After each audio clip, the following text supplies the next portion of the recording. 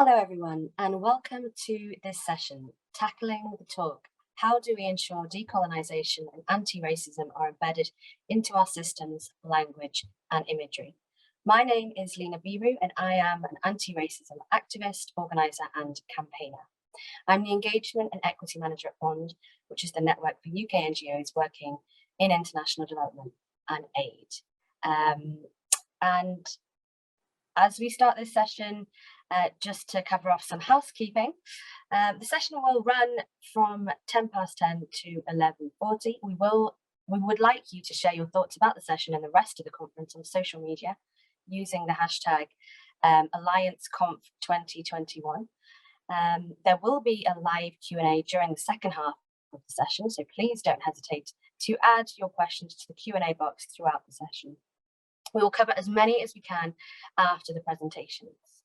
You can also speak to other attendees and share any reflections or thoughts on the topic in the chat box. But please do note that the discussion is dedicated to conversations with fellow attendees.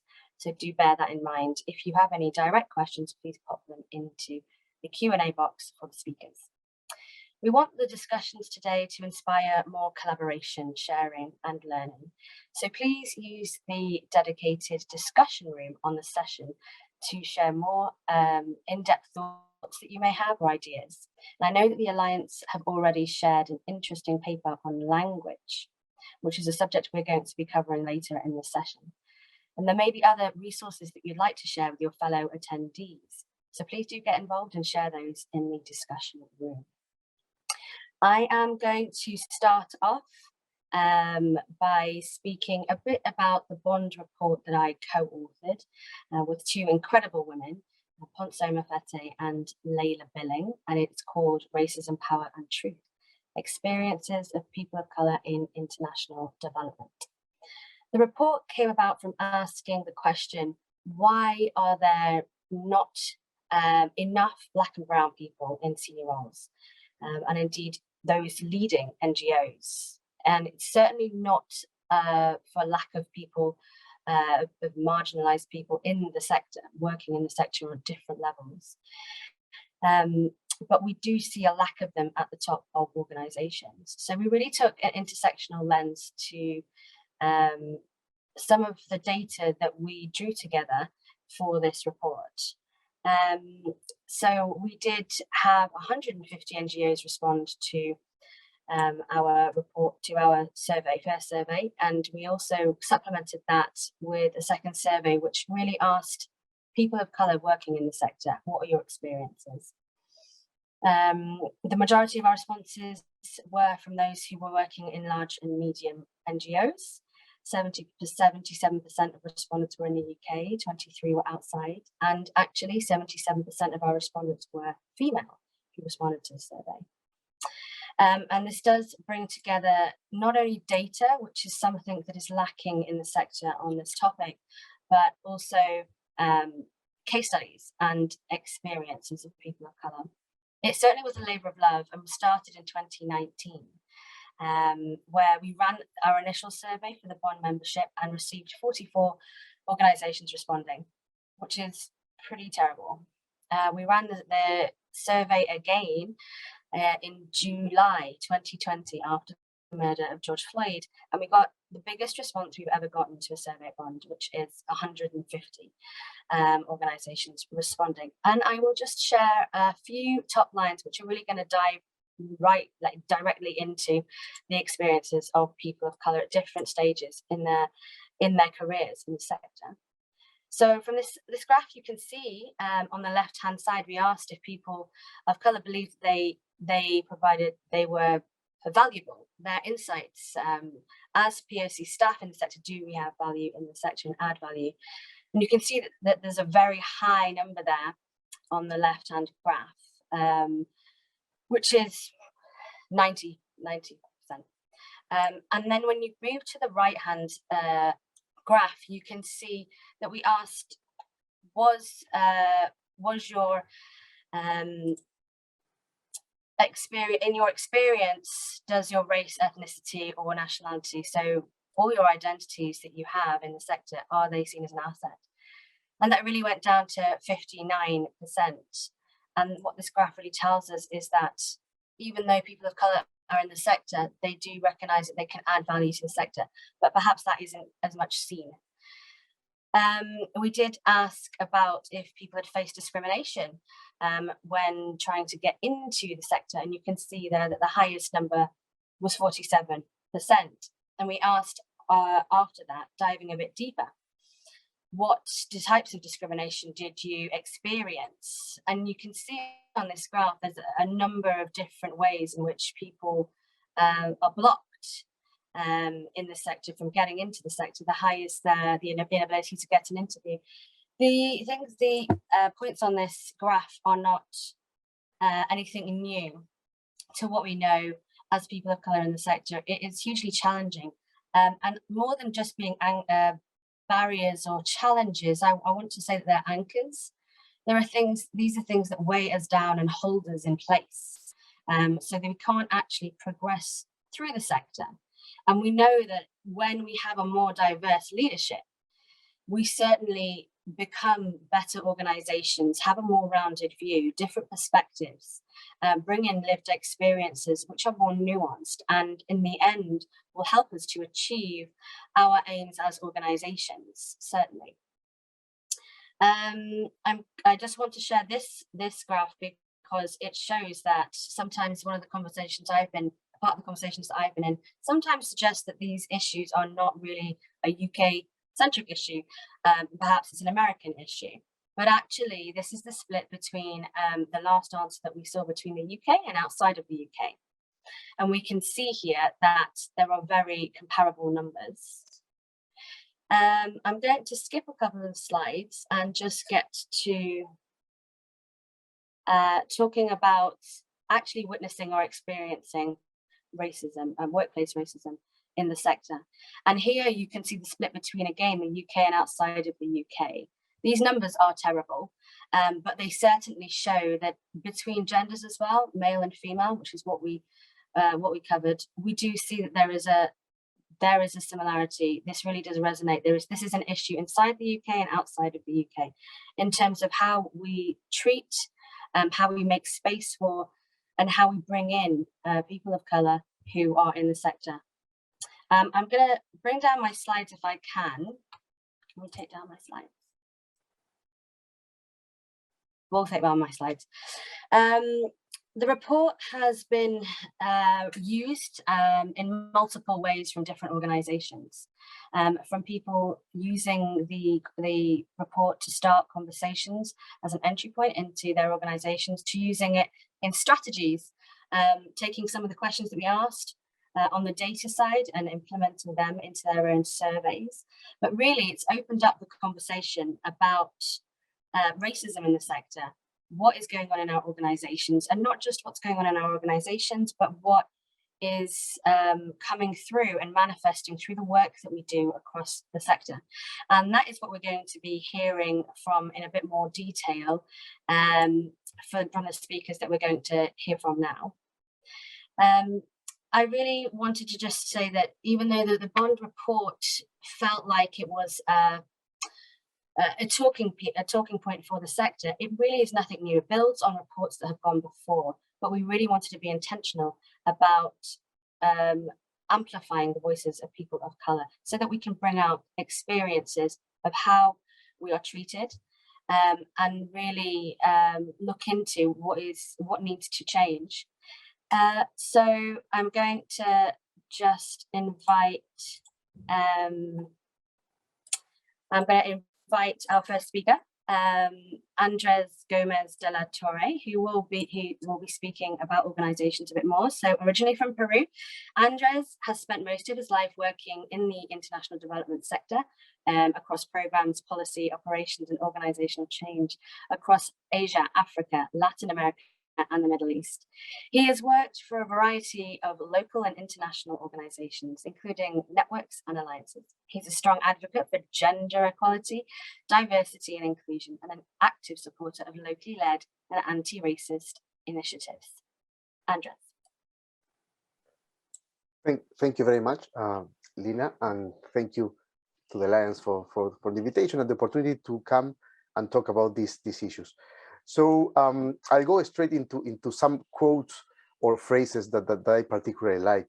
And this one in particular is very important. No, if conversations are not uncomfortable, then on these issues on anti-racism, then we are not having the right conversation. Why I think this is my starting point, and for some people sometimes something like this would be shocking, but I would say this is essential, because when we talk about anti-racism in our sector and within our organizations, we are going to be talking about power. We're going to be talking about relinquishing power, letting it go. We're going to be talking about privilege, our own privileges. We will be talking about maybe becoming smaller as organizations. We'll be talking about some issues that we don't like to talk about, like race or like salaries and benefits and packages. So that's why I chose this one as my starting point.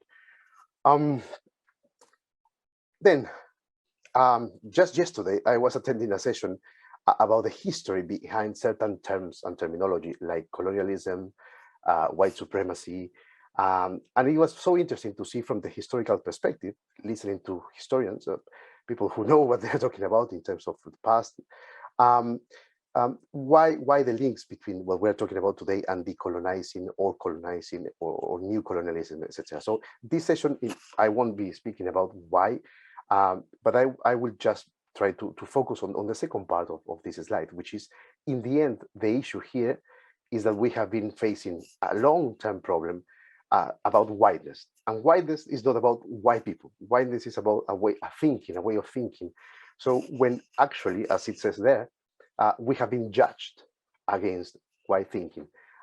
Do we have enough capacities? Do we have the understanding? Do we have the power? Do we have the knowledge? Do we have the access? So for me, this is a central point there.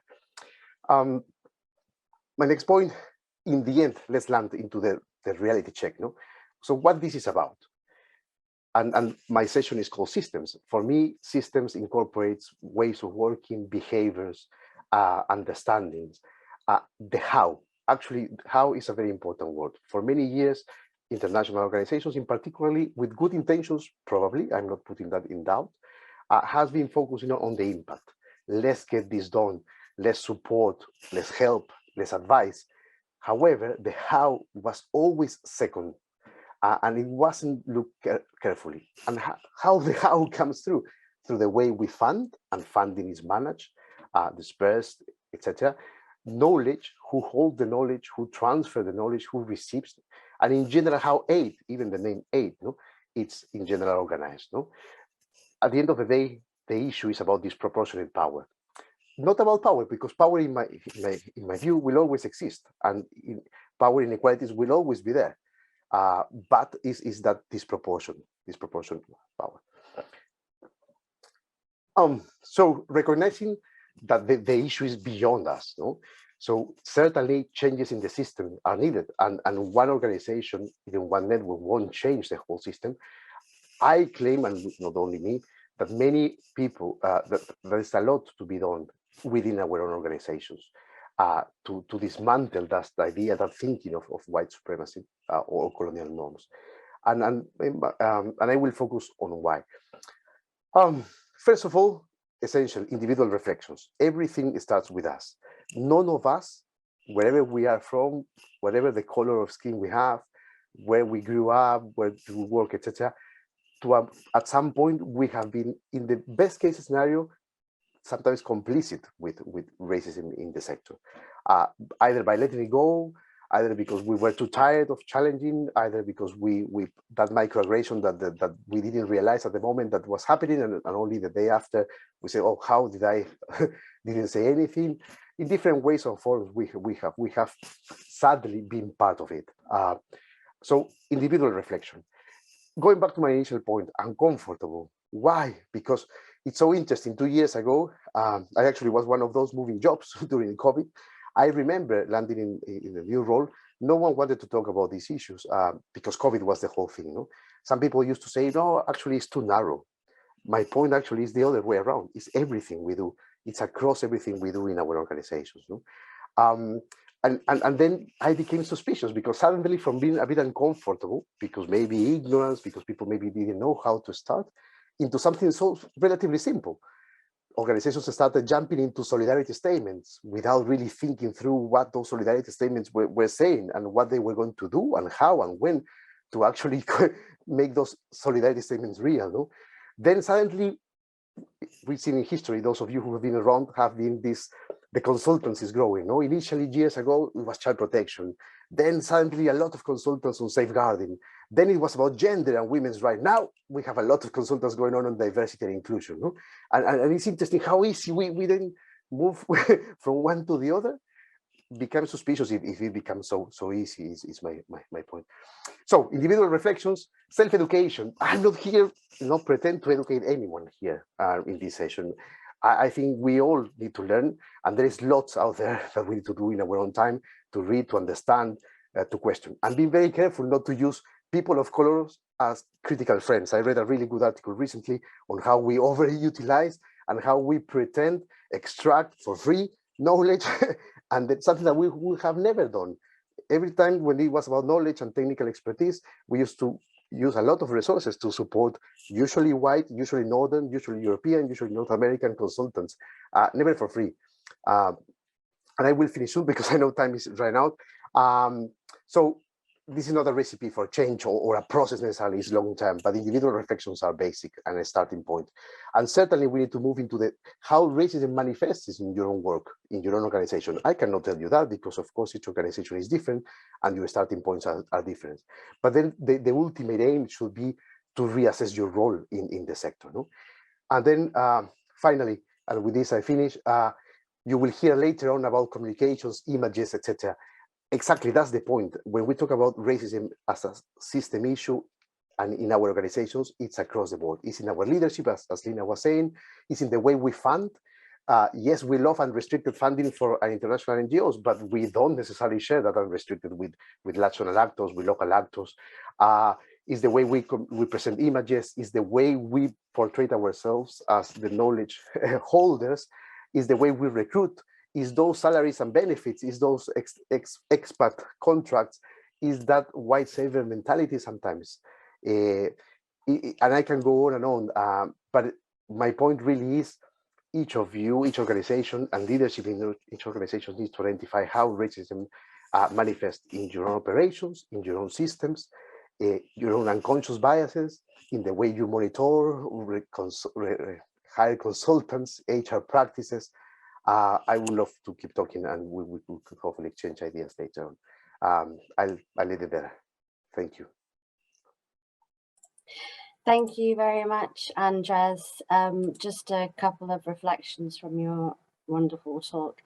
I liked how you phrased the issue has been a long-term problem about whiteness, and that whole idea of being judged against a benchmark of whiteness, and really unpacking what that means. And I also liked how you brought out it's the good intention first and then the how afterwards. So similarly with the organizations and their messages of solidarity in 2020 in the summer, it was really about, let's first talk about how we're going to stand, like, not even how, sorry, that this is wrong. And we're going to come out and say that this is wrong. But the how has kind of been left and fallen to the wayside. And that's where you start to get lots of calls for consultants to come in and urgently help organizations. And finally, I really liked your kind of call to arms at the end, which was saying it all starts with you. It's up to you, every individual in your organization, to demonstrate and to highlight how racism, racial injustice, racial inequity is pervasive and just seeping through all areas of your organization, in your organization, amongst the staff and workforce, but also through your work externally. Thank you very much. And we're now going to hear from two wonderful speakers, Taahra Ghazi and Lola Ayanda from ActionAid. So Taahra is a Deputy Director of Communications at ActionAid UK. She's a Senior Leader in Communications, specialising in anti-racist storytelling, brand building and crisis communications. And Lola is the Communications Coordinator for ActionAid Nigeria. She is a Development Communications Specialist, a good governance activist and an advocate for the free press. Thanks, Lena. Thanks for having us. Hello, everyone. Thanks for having Taahra and I today to speak on anti-racist storytelling. Today's reflection establishes that how people's stories are told, establishes how they are seen, and who they become. If I could have my slides up. Yes, thank you. So as I said earlier on, we'll be speaking on anti-racist storytelling. And the reflection today establishes that how people's stories are told shapes how they are seen and who they become. So let's see some examples. Now, this slide contains recent distressing images, as you can see, used by some UK INGOs. INGOs have been telling a single story about Africa for decades through a Western or colonial lens by a photographer or a staff member flown in from other countries who try to speak for a people or a group of people they seldom know or whose culture they've never experienced. As you see here, the stories might feature helpless, malnourished children, sometimes close to death, or a white celebrity savior holding a Black child with no agency or parent in sight. Another common example is on the next slide here. Talking about a single story is a child alone, looking afraid, neglected, pitiful, but this is not the true story or the complete story. As my countrywoman, Chimamanda Adichie Ngozi said, she said, the consequence of the single story is this: it robs people of dignity. It makes our recognition of our equal humanity difficult. It emphasizes how we are different rather than how we are similar. This brings me to the next conversation on the Ghanaian photographer, Nana Kofi Akwa. At the beginning of the COVID-19 lockdown, Italy had a high death toll. And as reported by global media, Nana wrote, and I quote, "Over 3,000 deaths in Italy, yet no graphic photos of the dying or the dead. Dear white journalists, can you photograph Africa with the same level of respect and empathy? Dignity is a fundamental human right, not the privilege of a few," end quote. Every single photograph of a disaster you see in Europe or America is dignified, and it doesn't take away from the tragedy, but the suffering in those images is humanized. The question today is, why doesn't that happen when it comes to telling African stories? Now, as a girl, I never knew my voice mattered. Talking about my personal experience, largely due to cultural stereotypes, and that promotes women as second fiddle. Being from Africa, being from Nigeria, the single images I saw and the stories I heard in the media, particularly international media, dampened my self-confidence and esteem. Nigeria, Africa, or persons with disability, or persons with Black or brown skin are not all poor, needy, hungry. As a matter of fact, in every society, such people exist. And for a long time, I wondered why people that looked like me were portrayed this way. At this point, I'll pass the mic to Taahra to speak more on the way forward. Taahra, over to you.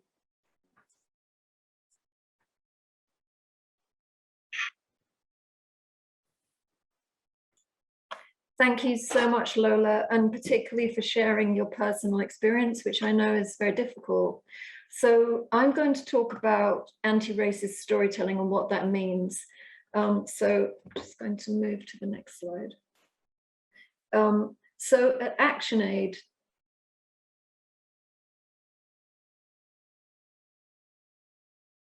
At ActionAid, anti-racist storytelling means three things. So firstly, stop telling single stories that stereotype, invoke pity, and do this every day and do it with intention. Depict all people with dignity, humanity, respect, and empathy, and do this in an authentic way and with their full consent. And lastly, shift representation and power of storytelling to those whose story it is to tell. So at ActionAid, there's lots of ways you could do this. At ActionAid, we have shifted power to local photographies, and that's because stories are dependent on power, who tells them, how they are told. So by shifting power to photographers like you see here, like Ina from Senegal, Habiba from Bangladesh, who were born in the country, who work in the countries where they're commissioned, who share the same culture, have less unconscious bias about the subjects, we are rejecting the single story. So I'm going to show you a glimpse of the results of how this can be done in a 1-minute video. If we could just play that video now, please.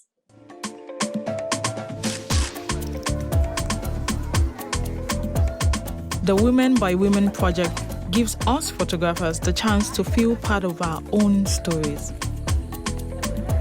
to visually represent our own people our way. From Bangladesh to Vietnam, and from Senegal to the occupied Palestinian territories, ActionAid invited women photographers to show us the women in their communities who inspire them. A woman behind the camera trying to capture something of the essence of the woman in front of it. It's a very different, authentic way of looking and connecting. It's time for us to tell our own stories.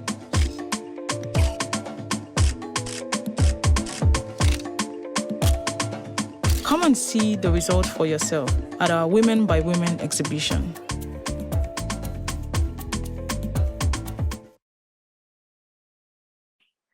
Hi, so in the video you just saw, the person narrating is Ayanda, photographer on the left, and she's with Grace, who she met in Nigeria. And one thing that Ayanda says is with every image she takes, she asks herself, would I like to be seen that way?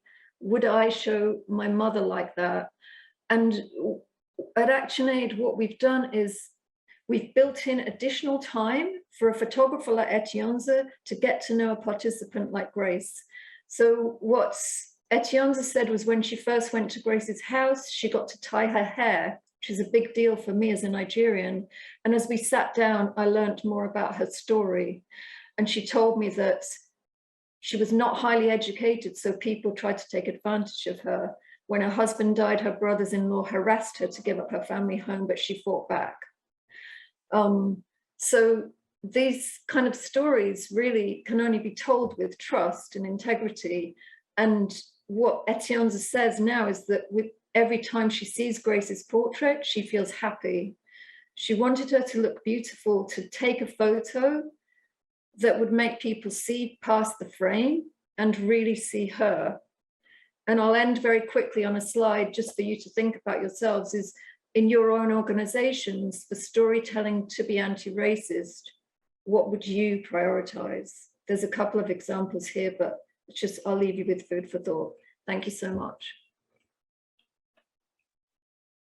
Thank you very much, Lola and Taahra. And I will just share some reflections again.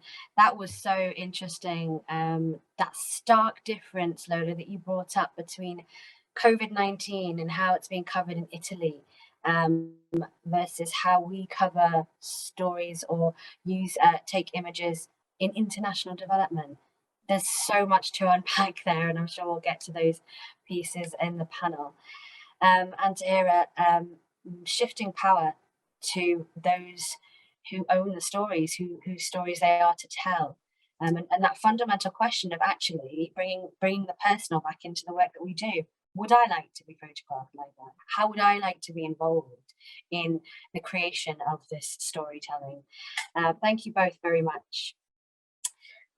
We're now going to move on to our last speaker, Colin Reilly. So Colin is the Senior Research Officer at the University of Essex and a teaching associate at the University of Glasgow.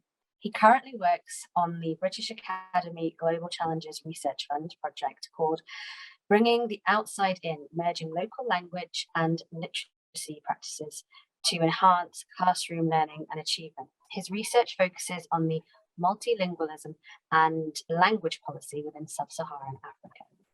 Colin. Thanks very much, Lena. And thanks to the Alliance for inviting me to take part in the conversation today. So what I'm going to talk a little bit about is the role which language has within work around decolonisation and anti-racism. So I'd like to just start off with this quotation from Ngugi wa Thiong'o's Decolonising the Mind, where he writes, "Language was the most important vehicle through which the colonial power fascinated and held the soul prisoner. The bullet was the means of the physical subjugation, and language was the means of the spiritual subjugation. And I think this is a really powerful and important point to make. So language was a tool which was integral to the colonial project. And the way that we use language and the way that we think about language have been influenced by colonialism. So our language and our language choices can reflect and perpetuate colonial systems. However, our language then can also be used to disrupt and de-link from colonial ways of thinking, doing, and being. So I'd suggest that, as some of the other speakers have mentioned, language really is a key part of any work around decolonization or anti-racism. And there's a lot to say about language, so I'm just going to focus on 3 main points today. So the first is perhaps one of the most immediate and practical steps that individuals and organizations can take to tackle the talk. And this is thinking about the terms that we use and the narratives that we tell. So in this slide, I've just split some terms into people, processes, and places as a way of thinking about the language that we're using. So very broadly speaking, in each of these sections, the terms that are there could be used to describe the same thing. So on this slide, you might see terms that you do use, some that you just happen not to use, maybe some you've not come across, and then some that you would 100% definitely avoid, think you should never use and don't use, and think if people use them, that's bad. And there's a reason for this, which is perhaps stating the obvious, but words matter. So the language that we choose to use to describe things matters. And the reason for this is because language is not neutral. So all of the terms on that previous slide reflect a particular way of thinking about and viewing the world. So what we then want to do is think about the world that we want our language to reflect, and we want to make sure our language aligns with our principles and values at an individual or an organizational level. I think it's also important when we're thinking about language is to highlight that with everyone that's here today, we might all have different definitions of these terms. The connotations might be different. So terms mean different things to different people in different spaces, in countries and sectors. So it's important to recognize this and also to think about this when we're thinking about who gets to decide what terms we use, what language we use. So we're thinking about stories. So who tells the stories and who chooses the language of the stories? So what I'd suggest is important then is a very deliberate and critical language choice. So what terms do we want to use? Why are we using them? What do they mean for us? What are the connotations of the terms? What are the potential issues with them? Another important aspect when we're thinking about language is to ensure we don't view language as some sort of object that is distinct from language users. So we shouldn't be thinking about language as separate from language users because there's really no point in that. And there's 2 things to think about here. So if we're just concerned with language, just concerned with using the correct terms to describe things, there's a danger that we get lost in our own rhetoric and in arguments about what terms to use, and we don't think about underlying systems of power. So say we're thinking about partnerships. Just calling people you work with partners does not make a collaboration one that's equal, equitable, and two-way. It's not a case of we just pick the right term and then it's job done. So there's a danger that if we're just focusing on language, we can use language as a performance, as a mask that allows us to pretend on the surface that we're engaging with decolonial anti-racist work, but we're not really dismantling the underlying problematic systems of power. And the other thing to think about here is what language or languages are required for people to have access to the work that's being done and to the conversations that we're having, and how could this be excluding people? So is language acting as a gatekeeping tool and just another way for certain groups of people to control the narratives and control the systems of power?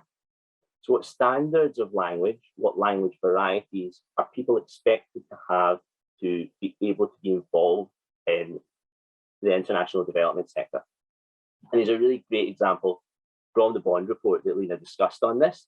which highlights that there is a language variety that is expected to be used within the sector in the UK, in which people have to have if they want to get access to jobs and to progress in their careers. And this is a variety of standard British English that is spoken by white, middle-class, Southern men. And then my final point is just about multilingualism. And then to ask the question, when we're talking about language, are we really just talking about English? So the monolingual myth, the idea that monolingualism is the norm, and the global dominance of English are both products of coloniality. So we have to be challenging these things. And this is something that generally the global international development community does not do very well. So, for example, the SDGs pay very little attention to language. Often English is kind of assumed to be the default language of and for development. When language is considered, it's often at a kind of last minute afterthought. Resources aren't really adequately allocated towards issues around language, and the burden of multilingualism and kind of dealing with any language problems is often pushed onto people kind of further down the chain, and they're not adequately compensated for it. And this really ignores the multilingual reality of the world we're in and the multilingual nature of quite a lot of work that's being done within the sector, and the value of multilingualism as a resource that could be used. So I think a question to ask ourselves here is, within the work that's happening, what languages are needed, and also what languages are valued? And thinking about the dominance of English, is there a way that you can avoid putting English first all of the time? So I'm just going to finish up there by just quickly drawing attention to the fact that the Alliance is doing some work on issues related to language and international development in Scotland. So there is a paper on this, which addresses some of the points that I've touched on today and more in the discussion section for this session on the conference page. So just to say the Alliance would really value any and all feedback that people have on that document. Thanks very much. Thanks very much, Colin.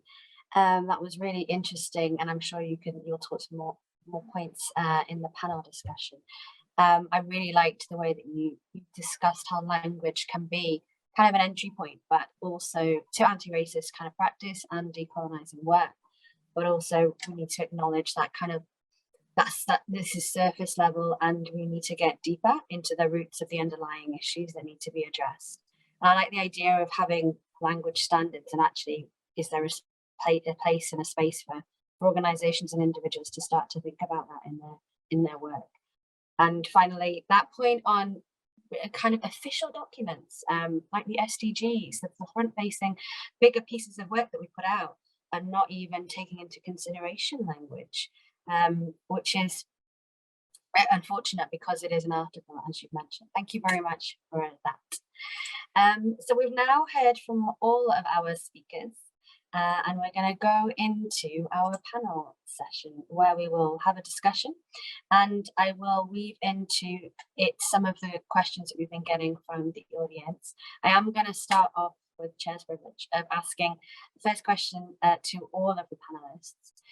And really, like, you've all shared specific areas of work that need to be tackled and need to be addressed. One of the questions that the sector is facing now, because it's so uncertain, is, aren't there more important things to be tackling? Aren't there more important things for the sector to be working on right now, rather than this kind of inward-looking issue? And I'd like all of you just to let me know, what do you think about that? What is your answer to that? So Colin, if we can go to you first. Sure. I think my response to that sort of relates to something that Andrea said. So like this issue is everything. So the idea that these more important things to focus on, but like my first reaction to that is like, what's more important than this? And there are obviously other important things, but this just seems so fundamental, like so kind of foundational to what work is happening. It is something that has to be addressed. before or as part of addressing other things. And then potentially, like, if there's a criticism that it is inward looking, I think that suggests that that's where it ends. So like it just ends with looking inward and ignores the fact that like inward looking reflection, critical reflection then has external impact. Yeah, so I think that's my sort of short take on that. Thanks very much, Lola and Taahra.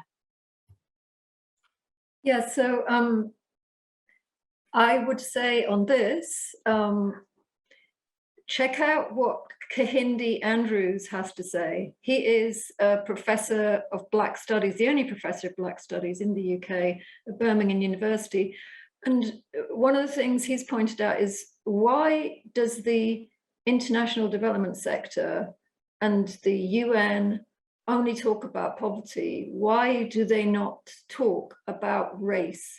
Because the fact is that the color of your skin is the key determinant of your economic, socio status within society, and that's across the board, okay? So the question is, why aren't we talking about race, and why isn't that not fundamental to the way we look at development? That's my thought. I would just add to what Taahra said to say that this conversation is long due. For me, I live this every day. I see it play out in communities where we work in Nigeria. I see it play out even when I visit other developed countries, and I see the implication on the lives of people. And like I shared my experience earlier. So for me, this conversation is, I'll say, putting it simply, very important for also talk about development in real sense of it. How we tell stories, for instance, all of the things we do around racism, kinds of deepening poverty, deepening injustices. And we cannot say we are bringing aid or fostering development when the way we do it is actually fostering the other side of it. That would be what I'll say. Wonderful, thank you. And Andres? Let me start with a great comment, I think, by Chris on the chat. Chris, this conversation should be challenging for all of us, not just for you. In our roles, I've been in this sector for so many years, doing similar things, different things, but now nowadays, even questioning more and more what role I should be playing. And from that program, that very young monitoring and evaluation officer that started at some point being sent to country X to monitor how the locals were doing. Yes, of course, if I see that me years ago, I would say, oh my God, what did I do? So it's a question of a constant learning. So it's challenging for all of us. And also be clear, the responsibility is not only, is the system. Yes, we can contribute, but it's the system. I will say, Lena, building on Colin's point, yes, I kind of said that initially, no, in order to talk about the impact, in order to bring about the impact we as INGOs in theory want to bring about, we need to be more careful about the how. Dignity, rights approach, etc. We haven't talked about those because funding doesn't come for that. Because some people keep saying these are two internal things. These are core things. If we don't tackle the how, the impact will always be based on how it used to be. Charity, aid, white savior mentality. We can help you. And this is the link with colonialism. No colonial power used to say, oh, we're going to Peru, my country, by the way, to get all the gold and bring it back to Europe. No. They were saying, oh, we are going there to bring you religion, faith, God, education, language. Yes, of course, same thing. We're here to save. So until we change that paradigm from charity, from the good intention, which is needed but not enough, into actually equitable partnerships. Someone mentioned that in the chat as well. Equity is at the center for me. Respecting the differences, each one can add. With all our money as international developments, we are nothing without local knowledge, access, understanding, history, etc. So we have tended to believe that because we have the money, we have the know-how as well. That needs to change. Thanks, Andres. And I'm just going to stay with you for a moment. Equity, absolutely, and kind of anti-racism, as has been brought out in the chat already, can be challenging and can be divisive. is it really what we need in the current times, you know, when we think about this and hearing about that it's a concept of colonialism, it doesn't mean much in different contexts. So how do we even start on this if the idea of anti-racism can be a bit divisive and maybe can shut, or I don't want to say shut people down, but it's really that it's uncomfortable, and not everyone is comfortable to get involved in these conversations. So how do we even start with that? Andres. Okay, thank you. It's a great point. And my challenge back would be, having been all the time comfortable and divisive, the thing is that for some people, those in the privileged group, you were talking about that thing about you were born with privileges, no? And again, the key thing, having privileges is not a bad thing. You are born with that, etc. It's how you use those privileges, no? So the fact that you, us in our position of privilege, haven't found this divisive and uncomfortable before, that should tell us something. But for those people of color working in your organizations, for Global South, etc., have always been uncomfortable and divisive, seeing power and powerful and powerless. It has always. The thing is that from your window, maybe it wasn't. So in the end, all this is political. It's about relinquishing power. It's around becoming smaller, maybe in terms of financial terms as organizations. Yes, it's probably saying no to some funding. Someone mentioned that as well. Yes, it's probably changing your models, sponsorship models. Many organizations used to use them a lot. So it's about significant letting it go, no? So must be uncomfortable. It's not only a personal position, maybe not a popular position or a fancy position, but actually it will be uncomfortable. Needs to be uncomfortable because goes to the root of who you are as an organization and your operating model. If it's going to be nice, I don't think change will happen. Thank you, Andres. And when we're talking about uncomfortability, thinking about how we change, perhaps bring in change through our images, our stories, and our language, can also be a bit uncomfortable because it's always been the way we've done it. It is, you know, this is always how it's been. To Lola and Taahra, how can NGOs continue to raise money if the images and stories are not really showing the need and the tragedy and, you know, the devastation that's happening in countries around the world? Yeah, thanks, Lena. So I would point people at this stage to some research you may have heard about by the Development Engagement Lab, also known as DEL. They have been surveying between 6,000 and 8,000 people across 4 countries, including the UK, via YouGov every 6 months. And this is a longitudinal study that they have funding for, and it looks at public attitudes towards development, global poverty, and overseas aid. So the most relevant thing to say is that they recently did an experiment comparing the effects of positive and negative video campaign appeals. Okay, so these are video campaign appeals. And in their experiment, positive and negative appeals actually raised the same amount of money. But positive appeals inspired efficacy, and efficacy meaning the feeling that one can make a difference. So, and that is associated with higher engagement in the long term. So there's some key insights to take away from that there's no difference in the average donation. Okay, that's what they found. But they found that positive appeals lead to email sign up. They increase efficacy.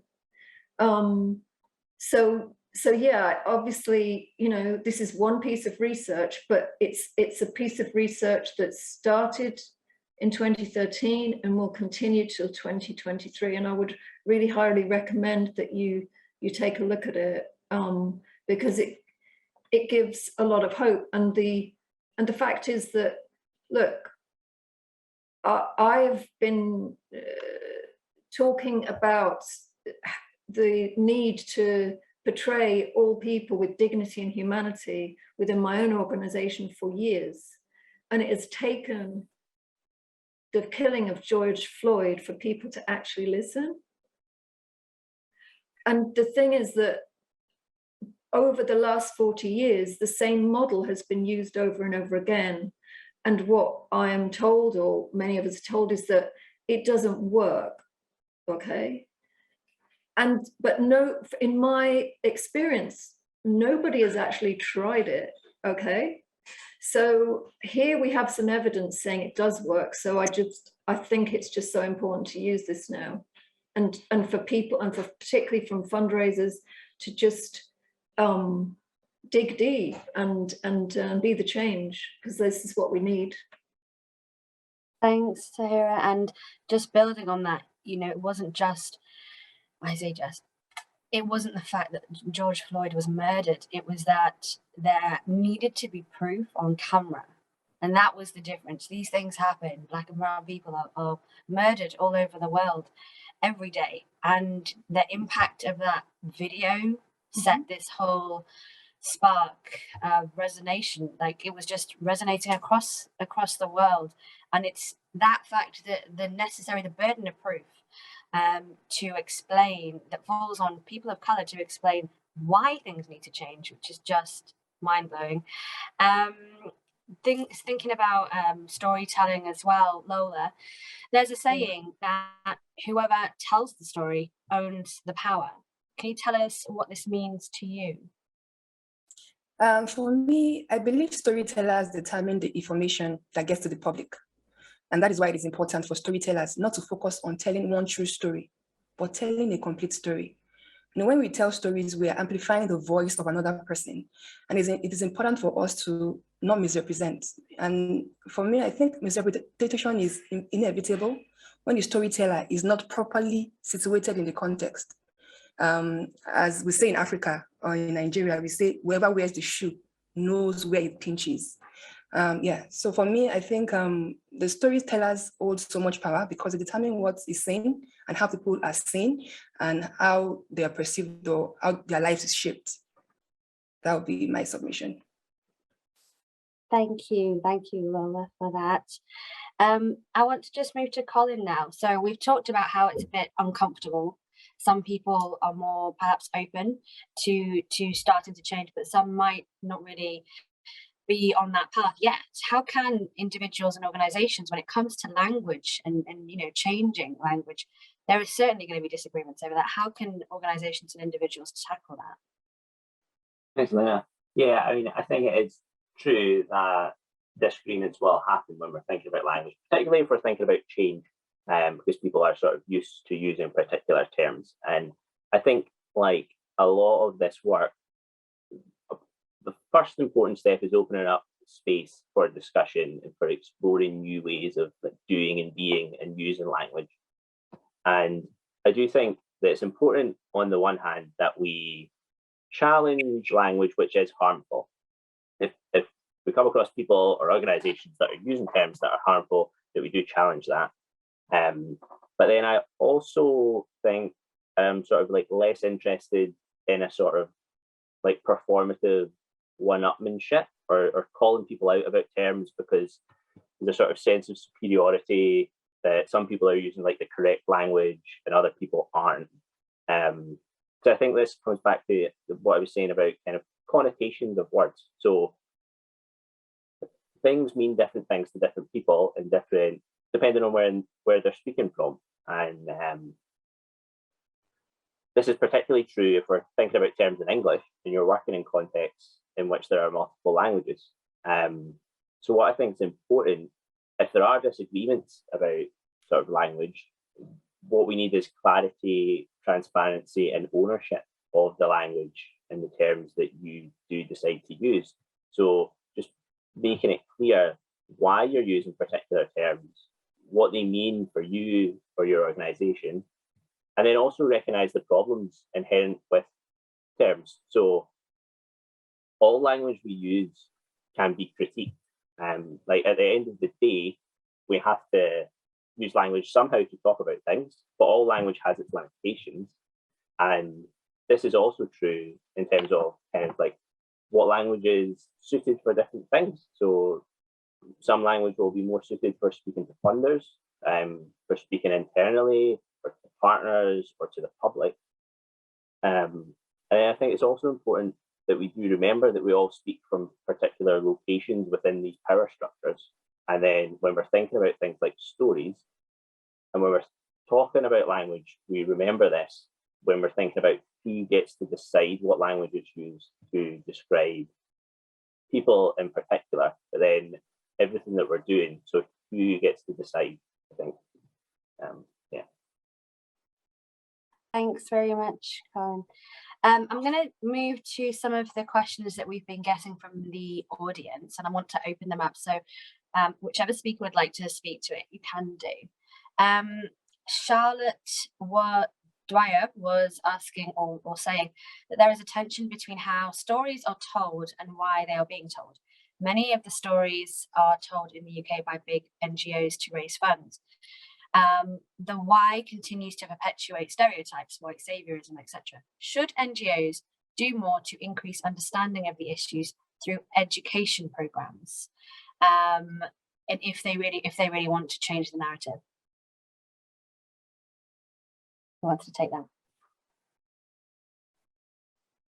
Okay, so I would start by talking from a local context to say that the education of people to change the narrative should even start from engaging with the locals themselves. For instance, in Nigeria's context, the women in communities, the vulnerable people in communities don't even understand their own rights. They don't understand that they have rights to even determine how their stories are told. They don't understand that they have a say on how they are projected or how their stories are used. So, and that brings me to the conversation on informed consent. People need to, NGOs and INGOs need to, factor this in when we're doing program implementations or working in communities. Beyond changing narrative at the global scale or at the country level, coming from the grassroots, the people themselves whose stories are being told need to be educated. And I think ActionAid is doing this, and I see a couple of other NGOs doing this. But I think all of us at the conference this year needs to commit to doing that and ensuring that no single story is being told under our watch. Thank you, Lola. Beautifully put there. Andres, you did touch upon this. So Gary was asking, to what extent do our funding models, institutional and individual donors and development frameworks, global goals, perpetuate racism and colonialism, and how can INGOs push back against this? So both this point and the previous one go to the heart of what is the role of INGOs in the 21st century and the future. Because take it from the angle of communications or fundraising, both in the end are, what is your role? And if there is an INGO today that is not thinking about the role and rethinking and try to reinvent themselves, alarm bells, you are not doing your job. We are not doing our jobs. We need to reconsider what is our role with our own constituencies in the UK, in Scotland, wherever we are. This idea of we are here to save those guys over there in darkest Peru, it is far out of tune. So what is your role?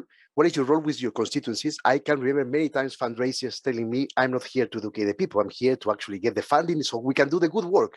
Well, actually, that's wrong. And the person who made the comment before, you are absolutely right.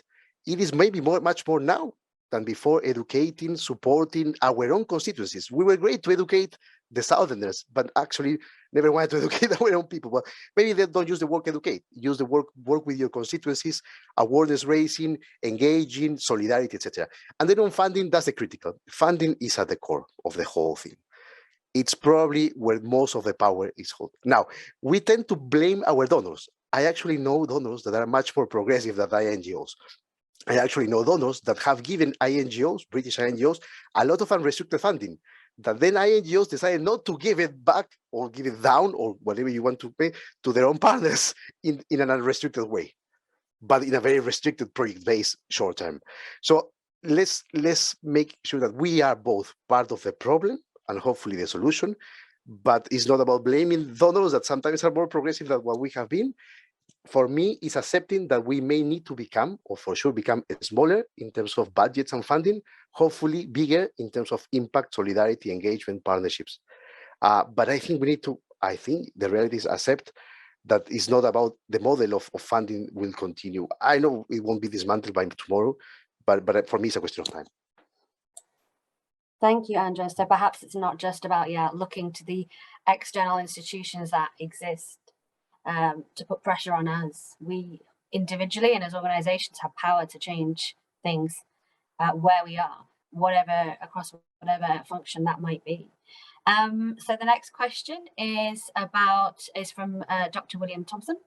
Can you explain the differences between a positive and negative video campaign, i.e. subject matter? So perhaps Taahra? I can try. I haven't seen the video campaigns that they put out, but in my view, the difference between negative video or negative and positive or imagery would be this. Negative imagery or video would talk about people in the third person. So little Lola has no food, no water. Okay, so talking about someone in the third person. The video would be totally focused on need. So it would be a needs-based story, a needs-based narrative based on the fact that, and it would talk about, and it would be centered on the problems being faced usually by a child, and generally that child would be alone, or the story might be told through a mother, for example, who's unable to feed her children, and the story arc would probably take you to a place where, with £5 a month or £10 a month, if you text clothing or blankets, this will solve this issue, right? Which clearly it's not going to solve the issue anyway. So whereas more positive imagery, it's not saying there isn't a problem, but it's going to present. So what we're experimenting with at the moment is even doing DRTV, daytime TV work, where people are talking in the first person. Okay, they're talking in the first person about the challenges they're facing, okay, for themselves, for their children, right? What they're trying to do about it, but what support they need, yeah, in the long term to fix that problem. So it's just a different way for me of telling stories, and it's centering like authentic voices. So it's centering the authentic voice and showing that people do have agency. And that isn't to say that those people do not need solidarity or support from somewhere else, you know? So I think, yeah, I haven't seen those videos, but that would be my thinking. Yeah, it goes along with that idea of really centering and not telling the story for someone else, letting them speak and having the story come from them. Perhaps that's also a useful point. I want to just touch upon something that's come out in different ways, which is really epistemicide. So that idea of extraction of information, knowledge, of nature as well, from Indigenous people, from people of colour, from marginalised communities, which comes out in lots of different areas. So across organisations, when the burden of working on decolonising work and anti-racism comes from people of colour or is taken from people of colour. Lola and Taahra, in terms of consent, when it comes to images, and Colin as well, language, and the way that that's used and how words are taken from different communities. But Lola and Taahra, I wanted to ask, what do you consider to be informed consent when it comes to images? Okay, informed consent is when the individuals who contribute their stories understand how their stories and images will be used, where it will be used, the duration within which it might be used, people who might see them, hear their stories, and the risk involved, if any. Basically, allowing the people who are telling their stories to know that they have the right to withdraw their own consent if they need to at any time. They should also have access to contact information of the NGO or charity if they need to withdraw their consent at any time. The individuals have to be happy about how they are represented and how they are seen. Importantly, we should ensure that we prioritize safeguarding and doing no harm to the people who are telling their story, and ensuring that we don't place fundraising and visibility above protection and safety of the individuals. That would be informed consent for me. Thanks, Lola. And Colin, to you then, thinking about this kind of, I'm sure there's a tangential point here, this extraction of language, thinking about language being the dominant piece in how we all communicate across the sector.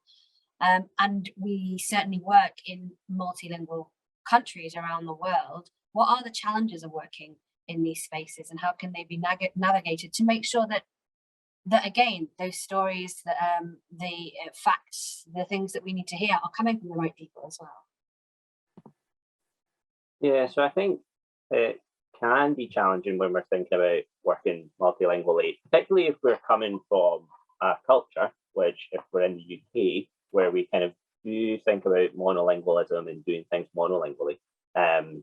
So I think an important first aspect is to recognize the multilingualisms of where people are working, because while we have kind of English as a dominant language, also there will be particular linguistic profiles in dominant languages and marginalized languages within any country, so it's important to, I think, recognize that.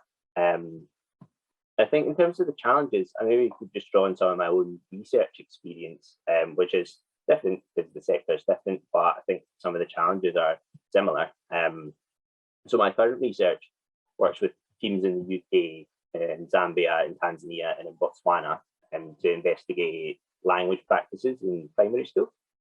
And we're quite a large team, and each team member has knowledge of different languages, and there's overlap between people in terms of the languages they know. And then, like, in total, the context that we're working in have hundreds of different languages. So practically, we do have to do things multilingually in terms of kind of what we're researching. But then we also want to research multilingually as a way of like doing our research.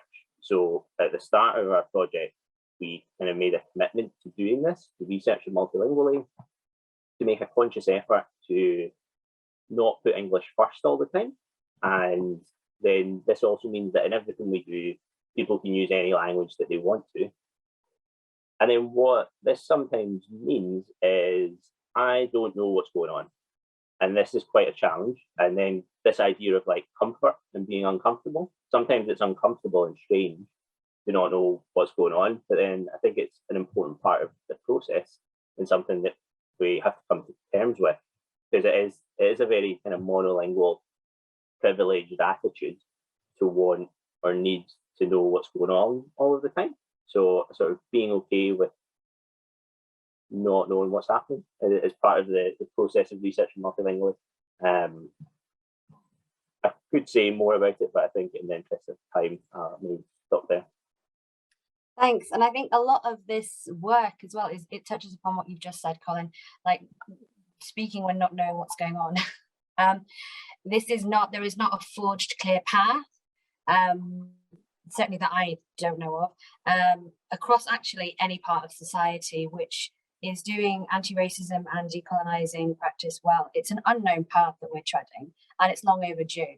And so trying to be comfortable being uncomfortable when it comes to language, working in multilingual countries, when it comes to imagery, not knowing the right answers is a challenging thing for all of us, and all of us should be rightly challenged in this as we start to change the way we've been doing things for so long.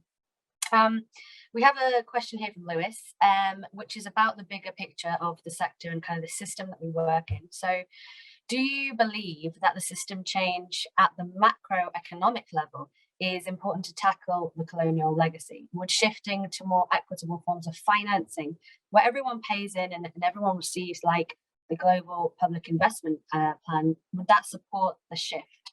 So would that support the change that we need to see? Who'd like to go?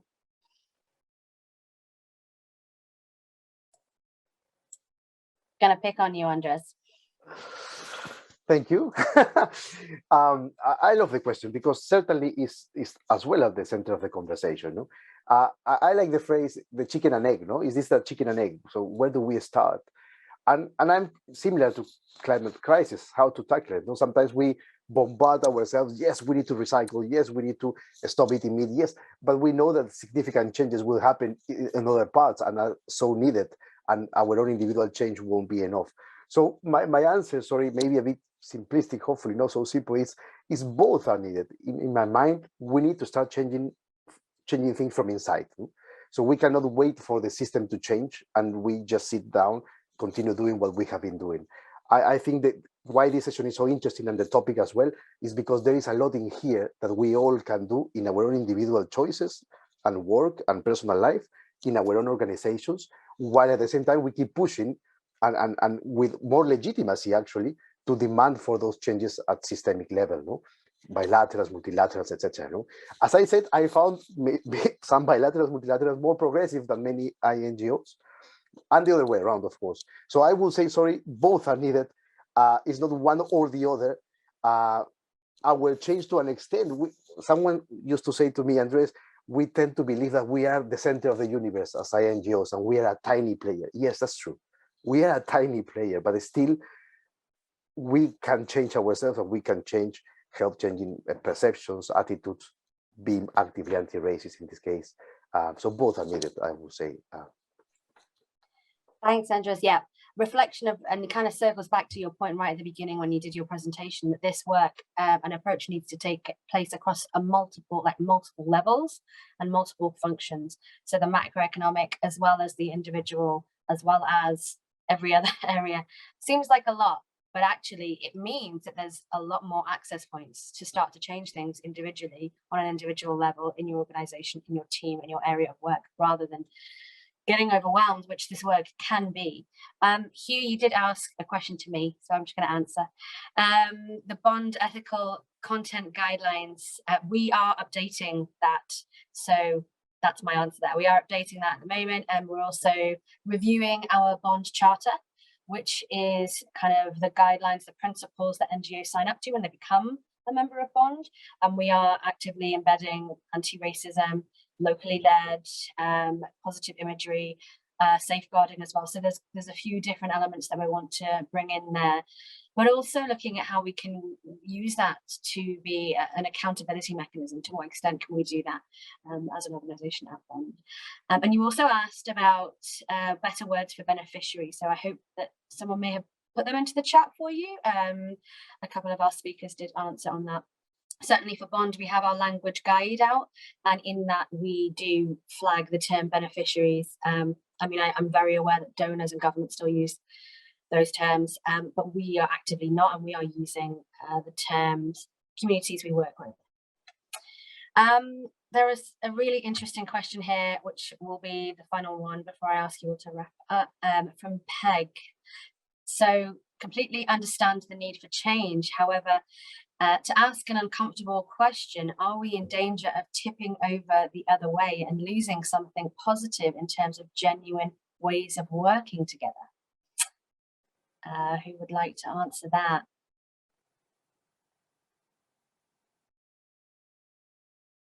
Colin? Other people might be better to answer that. I'm not sure if I have a particularly good answer. So I'm just trying to imagine as a potential thing that could happen and how it could happen. Just because at the minute I'm not sure what we could lose that we also could make better through having these conversations and this reflection. Yeah, someone else will give a better answer than that. Yeah, Taahra? Yeah, I'm not sure I fully understand the question. So as I'm understanding it, I'm kind of reading into it that, so we're losing something positive in terms of genuine ways of working together.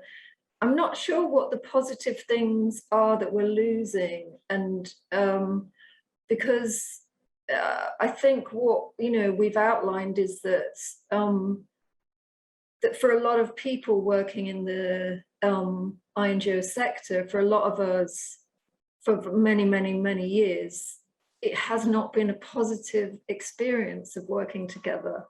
And that is the place that we're trying to get to.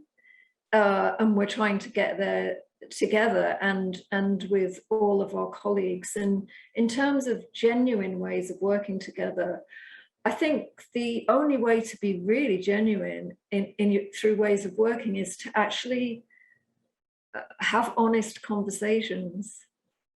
And honest conversations are really challenging. And I've been having these conversations for 2 years now at ActionAid.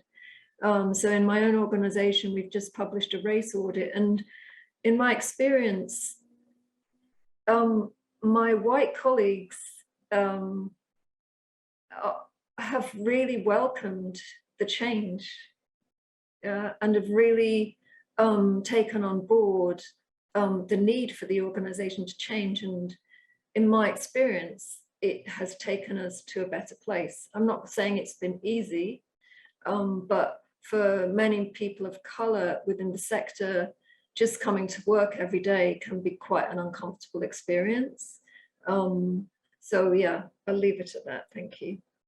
I think I would just also add, thanks very much, Taahra, to Peg. Losing something positive in terms of the genuine ways we're working, I would ask, do you know everyone's experience? And we don't, and if we don't ask in our organizations and with the people that we work with, do we know how people are experiencing those ways of working? And that's why we see a lot of organizations at the moment doing, whether it's race audits or staff surveys, to unearth and to bring out the experiences of people and particularly marginalized communities, because we're doing ourselves a disservice and holding ourselves back if we're not working for everyone in our organizations. Not only those who do really feel, perhaps in more areas of their work than people of color, that things are working really well.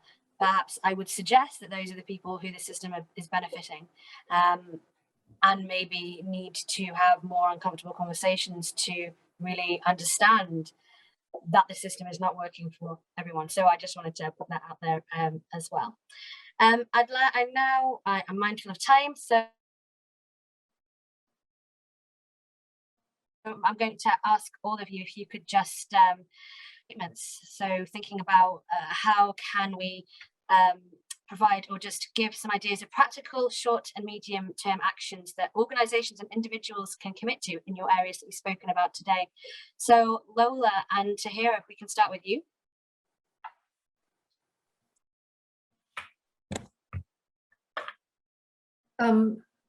Lola, do you want to go or shall I go? Okay, so tangible action would be that for every storyteller, for every organization represented here, ensuring that no incomplete story is told under your watch, ensuring that the right holders, that's the participants or the program participants, understand their rights and are well informed when it comes to consent. They know that they can withdraw their consent at any time. They are also okay on how they are portrayed and how their stories are told. Yeah, those would be the two major things I would say. And just to add to that, I would say hold a workshop, which is what we did at ActionAid. We held a workshop with 60 people, and all of us together looked at the images we were using, and all of us together analyzed those images. We talked about how they made us feel and how we wanted it to change. So make it a collaborative process. And from that process, the actions we then took was to create anti-racist storytelling principles and commitments. And that came out of the ownership of many people in the organization. So that is one model that worked for us. Thank you. Andres. Love the question, the uncomfortable question. We'll start with that by saying there are always risks. Yes, we don't want to lose solidarity, empathy, good intentions, but good intentions haven't been enough and haven't worked for everyone, as you said, Lena. So I recommended the fish and the monkey story. Please Google it. It's a very short one. It's a good one that make the point. And then long term, I think this goes for leaders particularly, or people with responsibilities in your organizations. Until we don't change the current metrics of success, which are all about income and size, we won't make change happen in our sector and organizations. So basically, if you as CEO are judged by how much money you bring in, how many flags you put in countries, how many countries you work with, how many, etc., the how many, actually that's at the center of the problem. No, you need to be judged, and your success need to be judged differently in terms of impact, in terms of equitable partnerships, in terms of the feedback you receive with the people you work with, no beneficiaries, exactly as what someone was saying. And finally, questioning. Finally, we are now saying and have research as the one you mentioned, Taahra, about, oh, actually we won't lose money if we place people with dignity and not the horrible, terrible idea or photo image, etc., or if we educate, etc. No? So questioning, no? For many years, we have just accepted, oh, that fundraising is the way we do things. English is the language. Sorry, if you don't speak English, you cannot even come to the meeting. So question, it's like we have lost a basic human thing, which is about questioning and just accepting and going with it. Thank you. And Colin? Yeah, I think you just like start critically and collaboratively reflecting on language and languages that you're using in your work. And I think the thing to think about here is that you already within your organization have rules and expectations around language use and what's appropriate or not. And that might just be implicit, but it still exists. So I think it is quite valuable to have this critical collaborative reflection on this and be explicit about what language you want to use and think should be valued within your organization. And then also the Alliance is really, I think, quite keen to be exploring work on language and international development. So get involved with the conversations that the Alliance are having about these issues. Thank you very much. I'm just going to add very quickly. I would suggest that you can just start from where you are and start to review and think about the way that you work, who's in the room with you when you're having a meeting about any type of project, and you have control over that. So start to open up those conversations and educate yourself. There's so much information on Google. Thank you all for coming to this session. Thank you to Colin, Andres, Taahra, and to Lola. I have some outgoing messages now. We would love for you to share your thoughts and comments on this session with the Alliance via the link in the chat and a notification you should all receive on the swap card platform. There will also be a QR code visible on the screen soon, which will lead you to a quick survey. So please do fill that in. Next in the programme is the closing plenary, which is about what comes next, short-term and medium-term plans on climate, well-being and equity at 12. So you can remain on the current live stream to watch that session. Please do remember that all the sessions will be recorded and you'll be able to access those. You can't attend live, and you can also visit the discussion rooms as well. And I know that some of the speakers may be popping into those later on to have some conversations with you and to pick up on some of the questions perhaps that we haven't had chance to get to now. There are a variety of side events taking place this afternoon, including a session on ethical photography, which is very relevant to what we were talking about today. So please do join us for that as well. And I just want to say thank you very much to the Alliance and to all of the speakers for such an incredible conversation. So many areas that we could have covered. I mean, we could have a whole day on this, but I will certainly be popping into the discussion forum later on today to see if we can pick up some of those conversations. Please also do check out Scotland's International Development Alliance booth, where you'll find members of the Alliance's team, relevant information about the organisation. It's also worth having a look at the sponsors section as well. And there is an Alliance conference quiz. So don't think it's over yet, just with the sessions. You can still interact with other delegates, with other audience members and speakers as well. And you can connect with other delegates through the attendee section by setting up meetings, chats, sharing information. You can do all of that or none of that if you like. And finally, thinking about well-being, all of this is quite heavy, but necessary work that we're doing. There is yoga available on demand, or you can do it with everyone at the end of the day. So lots of things going on for the rest of the conference. Thank you very much again for being with us, and we hope you enjoy the rest of the conference.